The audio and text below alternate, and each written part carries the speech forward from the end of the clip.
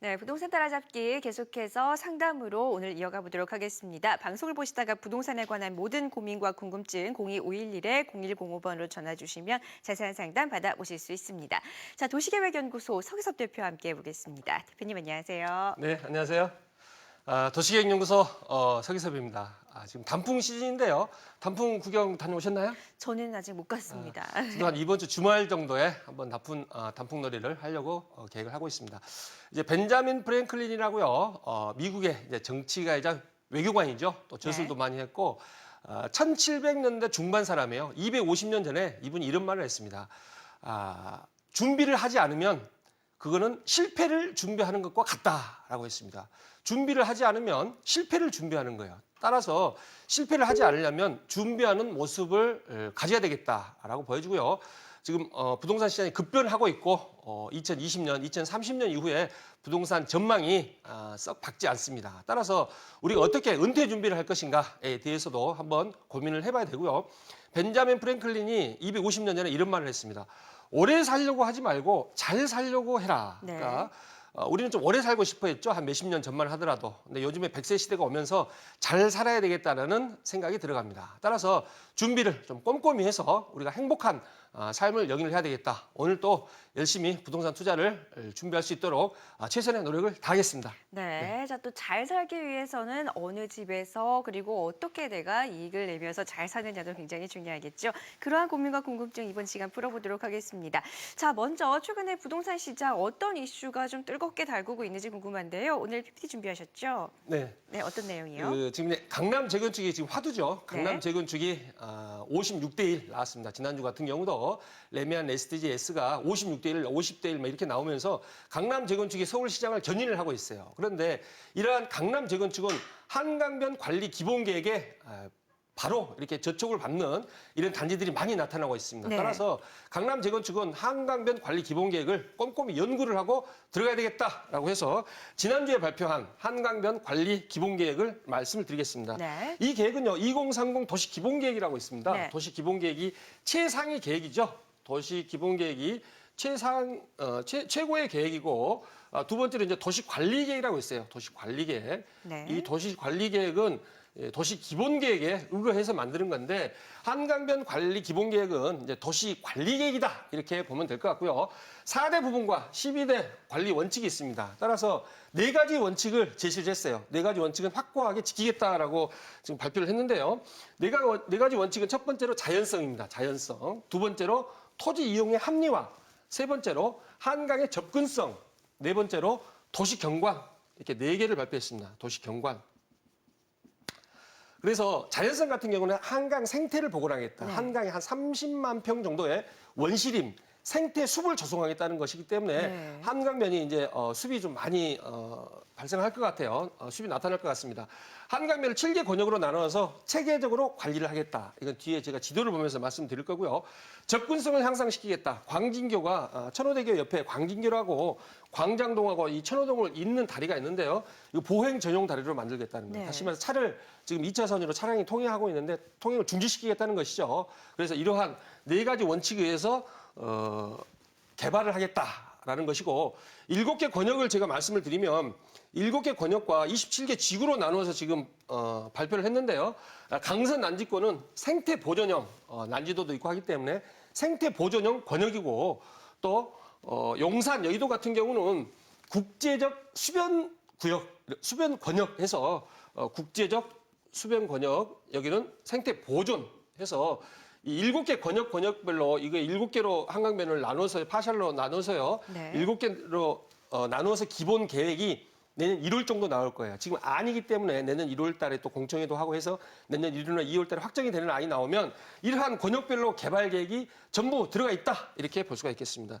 가장 중요한 거는요. 이제 한강변에서 도시 경관이 중요합니다. 도시 경관. 부동산에 직접적인 영향을 미치는 게 도시 경관이죠. 네. 35층 이하로 하겠다. 다시 말해서 앞으로는 한강변에 35층을 초과하는 아파트가 나타나지 않도록 하겠다. 이게 이제 본 대책의 주요 골자입니다.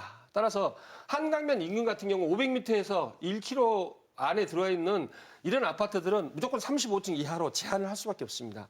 다만 예외가 조금 있는데요. 많지는 않고 여의도하고 잠실, 용산국제문지구에 주상복합을 했을 때 한 50층 정도 가능할 것이다. 그리고 보통 아파트는 3종 주거지역인데요. 용적률이 250%입니다. 준주거지역은 400%, 상업지역은 800%예요. 그래서 400%나 800% 정도 되는 용지들이 아주 극히 일부긴 하지만 이러한 경우에는 51층 이상으로 허가를 내주겠다라는 것입니다. 그리고 새로이 도입된 개념이 있어요. 주요 산 자연조망 관리 권역이라 그래서 북한산, 남산, 관악산이 한강에서 보여야 되겠다. 아파트가 가리면 안 된다. 이게 이제 큰 원칙입니다. 따라서 이 반포지구 같은 경우는 강화된 견관 심의를 받으면서 반포 1단지가 한 6천 세대, 세대수가 굉장히 많습니다. 강남 재건축 한강변의 아파트 중에 세대수가 제일 많은 단지인데요.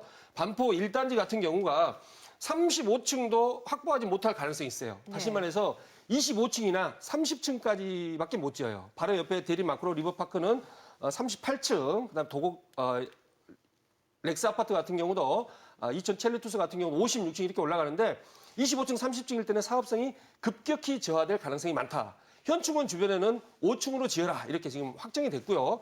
한강변 라인 쪽 같은 경우도 10층 이하로 내려라라고 이렇게 지금 발표를 하고 있는데 상당히 문제가 발생하고 한남 뉴타운이 이제 바로 또 문제가 발생합니다. 지금 3구역 같은 경우는 경관 심의를 통과했는데요.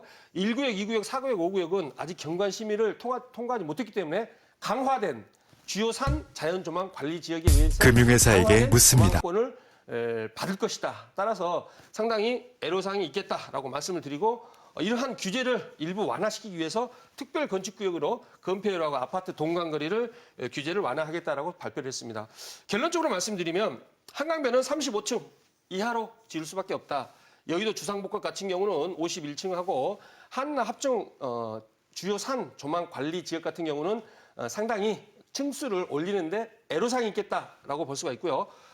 광진구를 보행자 전용으로 하고 강변북로를 올림픽 덮개를 신설해서 한강 접근성을 좋게 하겠다는 것입니다. 따라서 단기적으로 2, 3년, 중기적으로 5년에서 7년은 한강변 재건축 아파트들이 사업성이 저하됨으로써 상당히 강남 재건축의 용적률이랄지 어떤 조망권에 의해서 강남 재건축이 위축을 받을 것이다. 단기적, 중기적으로. 하지만 장기적으로는 한강의 프리미엄이 한강의 접근성도 좋아지고 원시림도 조성됨으로써 한강의 가치가 빠르게 세느강처럼 올라가면 장기적으로는 한강변 라인이 우수한 입지로서 각광을 받을 것이다. 이렇게 볼 수가 있겠습니다. 네, 자 이렇게 한강변 관리 기본 계획에 대해서 좀 자세히 살펴봤습니다. 한 가지 부분은 이제 경관 심사, 도시 경관에 따라서 층수가 좀 제한이 있을 수 있기 때문에 상업적으로 직접 연결이 됩니다. 자, 이런 부분들은 좀 체크를 해 가시면서 투자를 하시면 좋을 것 같은데요. 자세하게 내용 짚어봤습니다.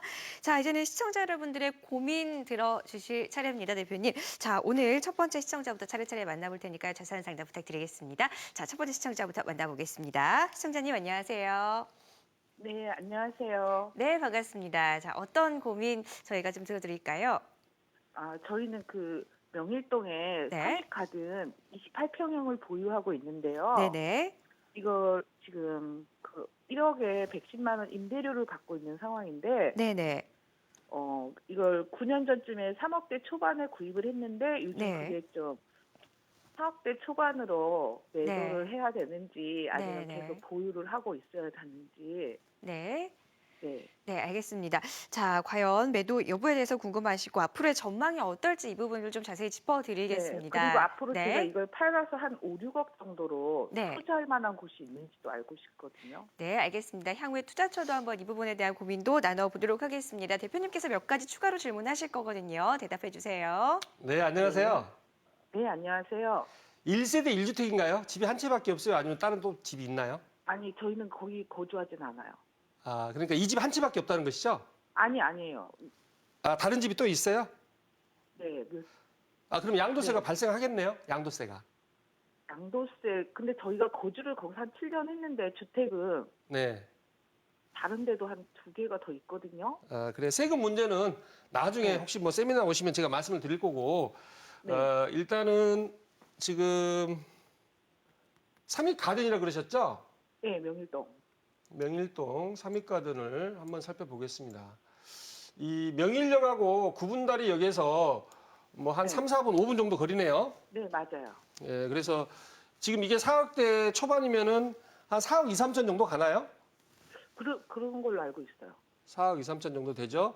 그러면 네. 4억 2천이면 4억 2천이고 이게 뭐 작년, 재작년 정도에 한 3억대 중반 정도 갔나요? 3억대 그래도 한 3억 한 8천 정도까지도 말씀하셨는데. 3억 8천까지.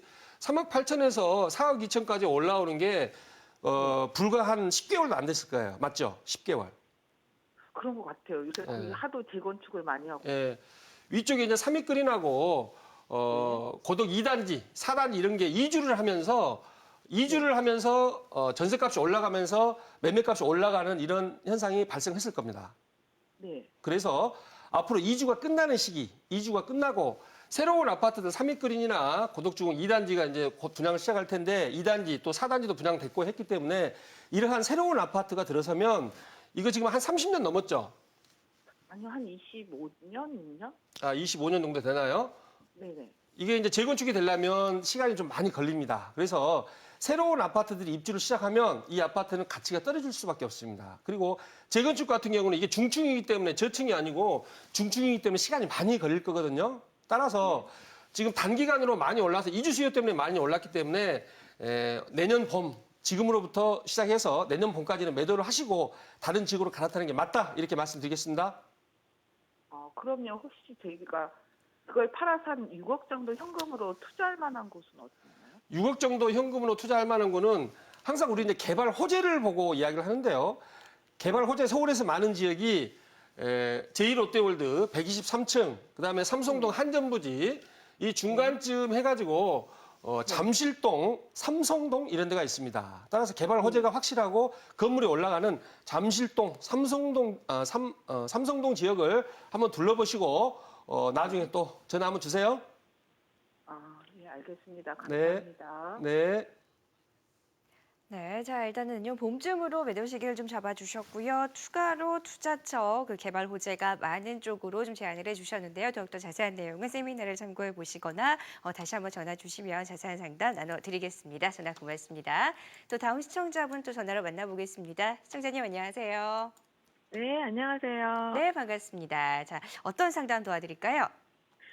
저는 지금 제가 거주하고 있는 네. 신림동 주택하고요. 네, 그다음에 경기도 안산시 상록구 번호동에 있는 빌라 통 건물이 있는데 네, 둘 중에 한 개를 지금 매도를 할 생각이거든요. 네, 네. 그래서 어떤 거를 먼저 매도를 해야 될까 지금 고민 중이에요. 네, 자 그러면 양쪽 집의 주소를 좀 여쭙겠습니다. 먼저 신림주택은 주소가 어떻게 되시죠? 네, 신림동 655-36. 655에 36. 자, 네. 그리고 그 안산에 있는 곳은요? 예, 안산시 상록구 번호동 네. 955-12예요. 955에 12번지요. 네, 네. 지금은 그 신림동에 거주를 하고 계시고요. 네네. 네, 그럼 안산에는 임대를 주셨나요? 네. 네, 얼마에 주셨습니까? 지금 전세 3억 임대 중이고요. 네. 알겠습니다. 자, 네. 양쪽에 지금 거주를 하셨는데 어느 쪽을 매도를 하면 좋을지 양쪽에 좀 전망을 지금부터 봐드리겠습니다. 대표님께서 몇 가지 질문하실 거거든요. 대답해 주세요. 네, 안녕하세요. 네, 안녕하세요. 신림동은 취득 금액이 얼마 정도 됩니까? 제가 이거를 한 20년 지금 전에 사가지고 네. 매수 그게 정확히 가격이 생각이 안 나거든요. 지금 시세는 얼마나 가나요? 지금 시세, 현 시세. 지금은요, 한 6억 3천 선 정도 될 것 같아요. 네, 6억 3천 정도 가고 그다음에 네네. 번호동 같은 경우는 현 시세는 얼마나 되나요? 지금 한 7억 정도 된다고 제가 알고 있거든요. 취득은 얼마 하셨어요? 취득은? 그때 취득은 4억 5천에 했었어요. 98년도에. 4억 5천, 98년도. 그러면은 이제 세금 문제가 좀 복잡하기 때문에 제가 간단하게 말씀을 드리겠습니다. 이 신림동 주택 같은 경우는 주변에 이제 여기 좀 멀죠. 그래서 이 신림동 주택 같은 경우는 현재 한 6억 3천 정도 간다 그랬죠. 6억 네. 3천 정도 지금 간다고 보고 그다음에 지금 번호동 주택 같은 경우는 이거는 한 7억 정도 간다고 그러셨는데 네. 취득 금액이 얼마나 그러셨죠? 취득 금액. 4억 5천이요. 4억 5천. 4억 5천에서 지금 7억 정도 가고 신림동 같은 경우는 6억 3천 정도 가는데 취득 금액은 모르신다고 그러셨고 20년이 넘으셨다고 그러셨죠. 네네. 이쪽 신림동 지역 같은 경우가 이제 세금을 계산할 때 실거래가가 있고 환산 취득가가 있어요. 환산 취득가가 여기 같은 경우가 보통 한 3배에서 4배 정도 올랐습니다. 최근 20년 동안 20년에서 25년 사이에 비춰봤을 때 그래서 제가 봤을 때 환산 취득가로 계산을 하면 2억 1천만 원 정도 될 것 같아요. 따라서 이거는 한 4억 2천의 양도 차익이 발생을 하고 요거 같은 경우는 지금 한 2억 5천 정도 양도 차익이 발생하기 때문에 2억 5천 정도 같으면 세금이 한 6천만 원 정도 나옵니다. 6천만 원 정도 나오고 4억 2천 같은 경우는 세금이 한 1억 1천만 원 정도 나와요. 따라서 이 세금이